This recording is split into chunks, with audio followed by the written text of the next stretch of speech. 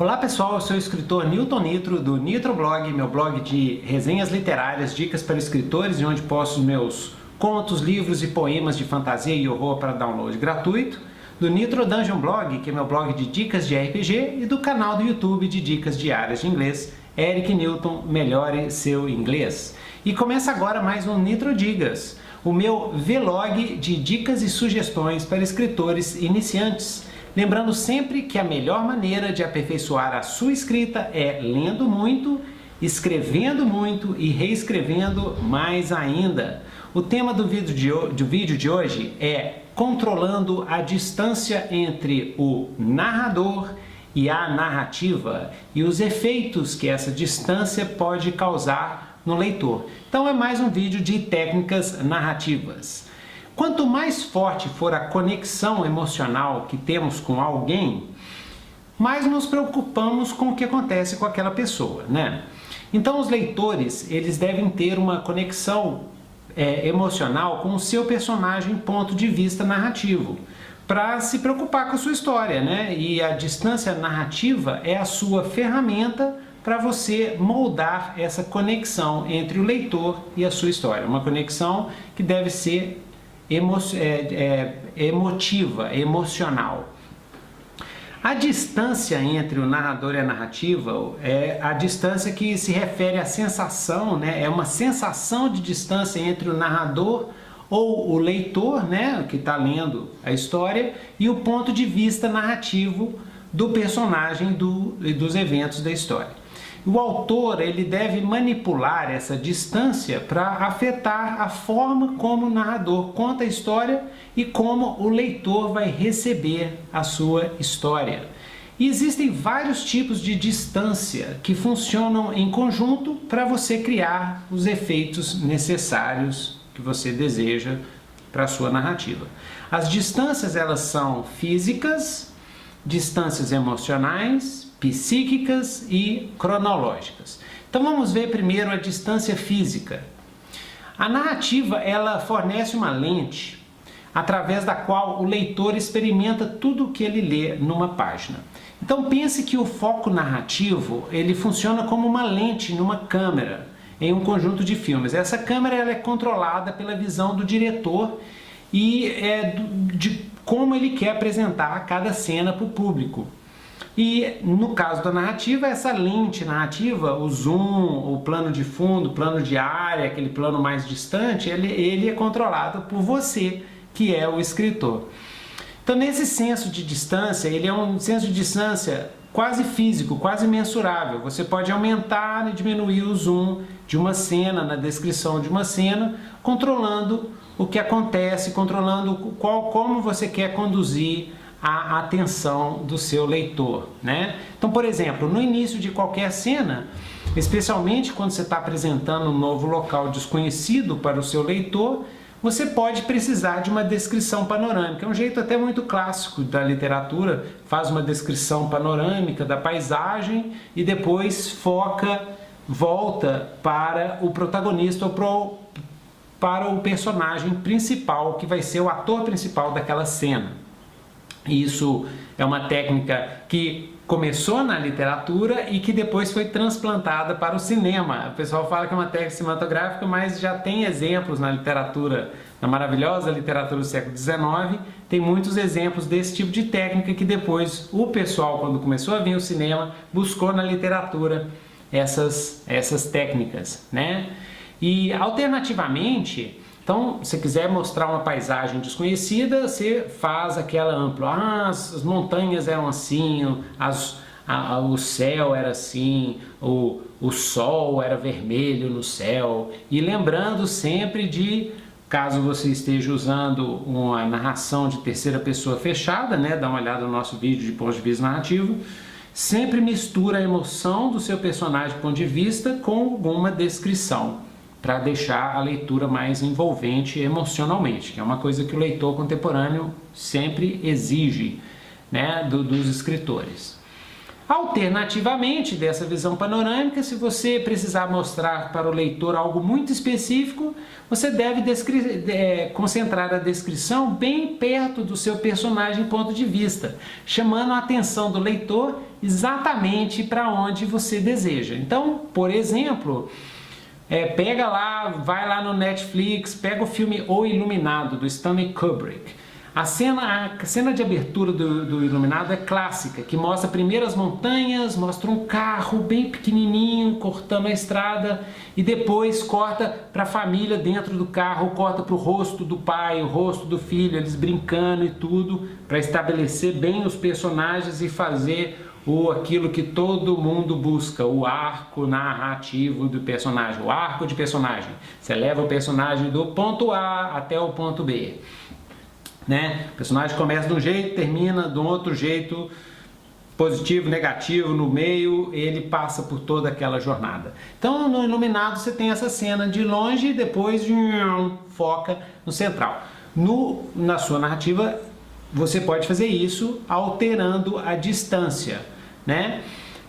Quando você quer focar numa cena muito dramática, pode focar num detalhe específico, a mão sacode, tudo isso é como se fosse sua câmera narrativa. Essa distância, quanto mais distante, menos emoção, menos envolvimento emocional, mais colocação de uma cena. Quanto mais próximo, mais envolvimento, você fecha, dá aquela sensação, você coloca bem próximo o leitor da sua narrativa do que está acontecendo.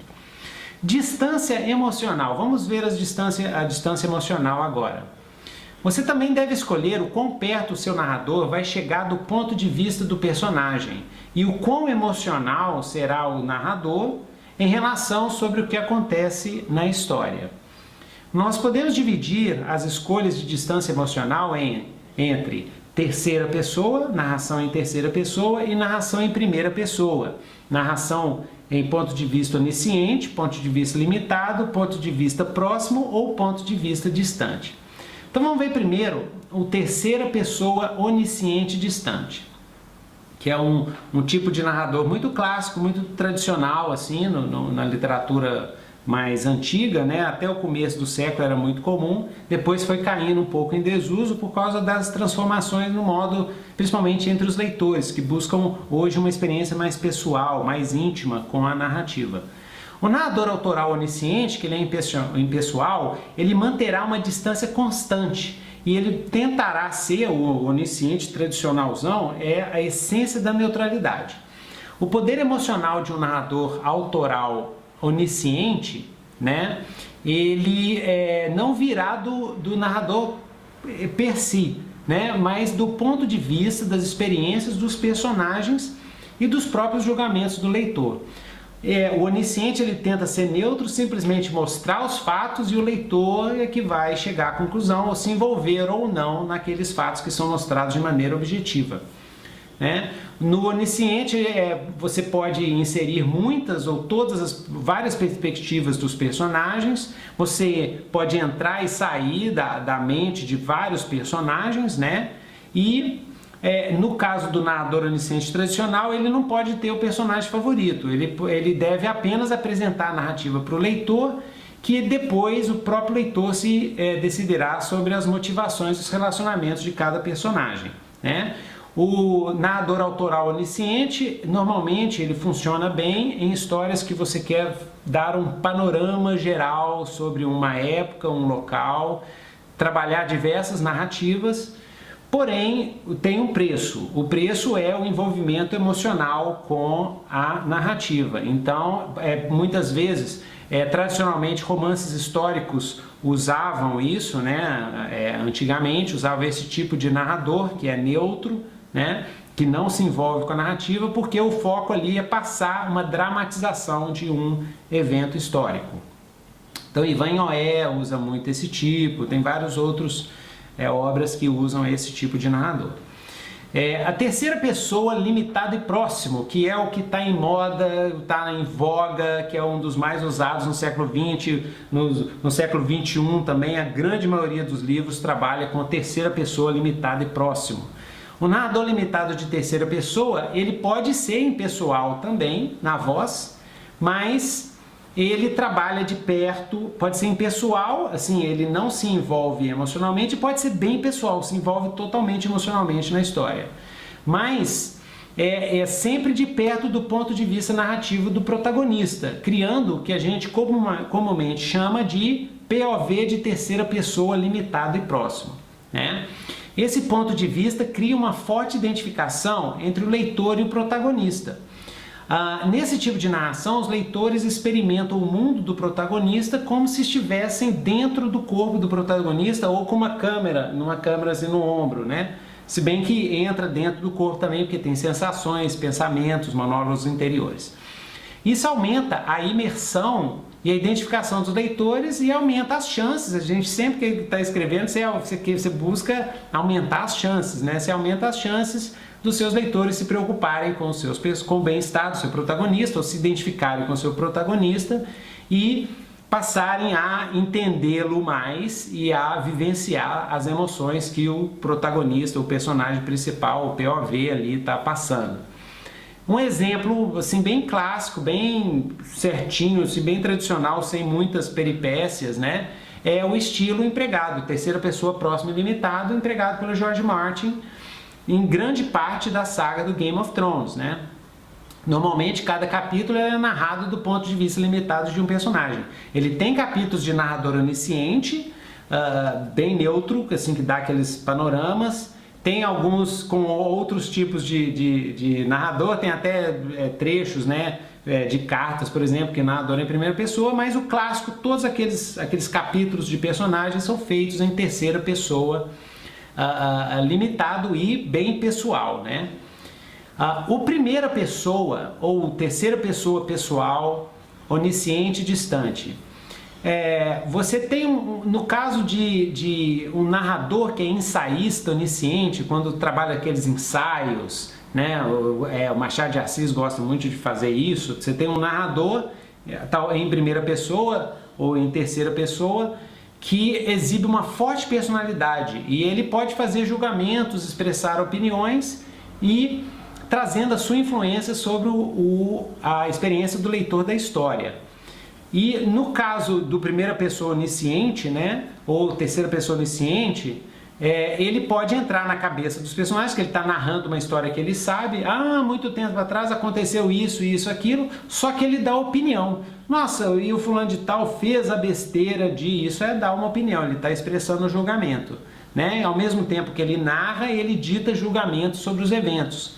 E pode até mesmo participar, como no caso do narrador de primeira pessoa, ele pode participar da narrativa, né?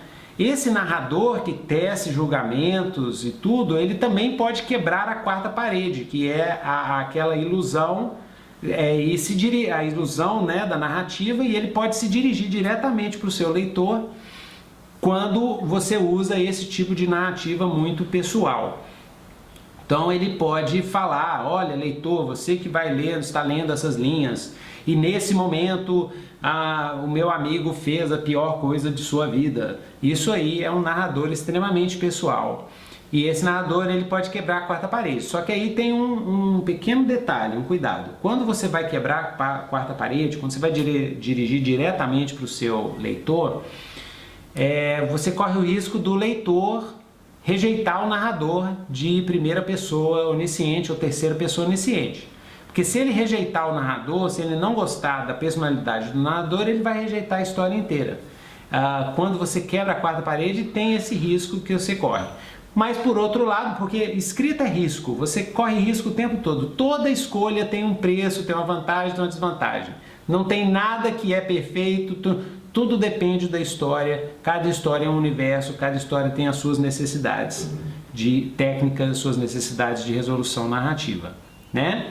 Então tem esse problema do narrador que é muito pessoal e que conhece tudo da história, que vai dando julgamento, que se o leitor rejeitar o narrador, ele rejeita a história, é o que normalmente acontece. Um exemplo desse narrador onisciente e ao mesmo tempo pessoal é o Charles Dickens.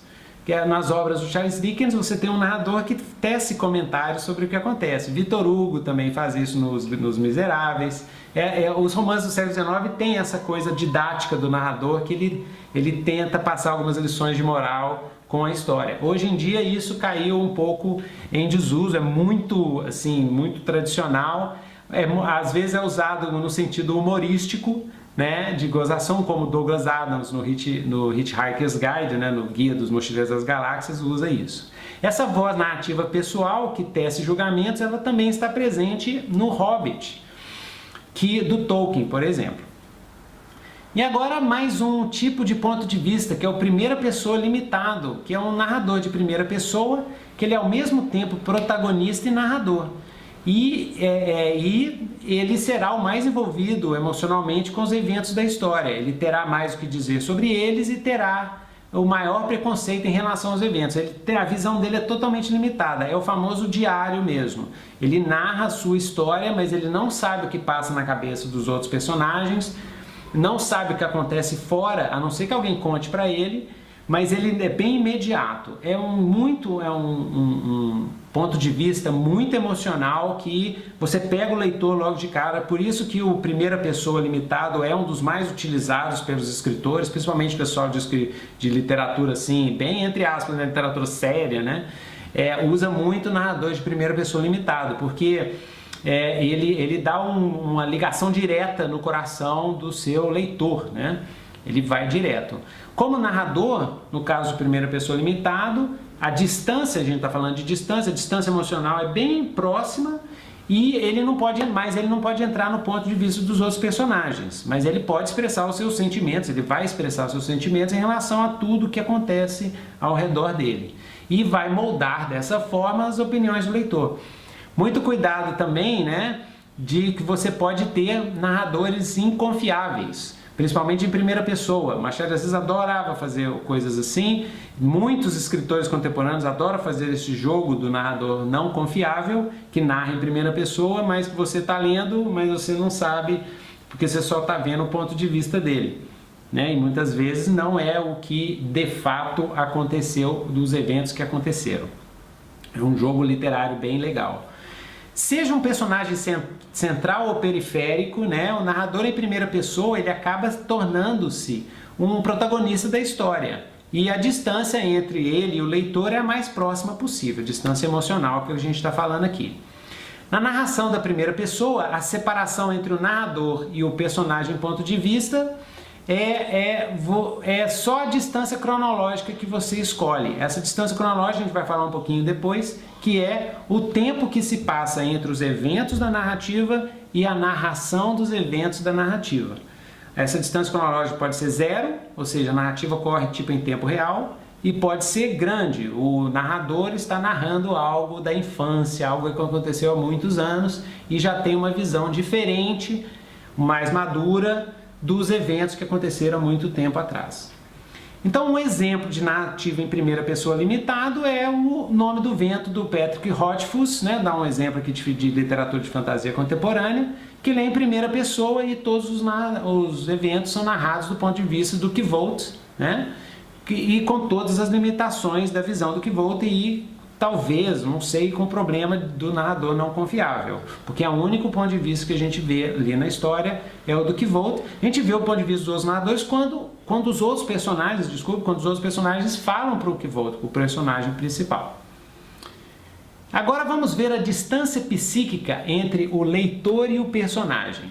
A distância psíquica entre o leitor e o personagem dependerá de onde você coloca sua lente narrativa em relação à ação da página, ou seja, o quão impessoal ou pessoal é o seu narrador e o quão emocionalmente perto ou distante o seu narrador se sente em relação à ação.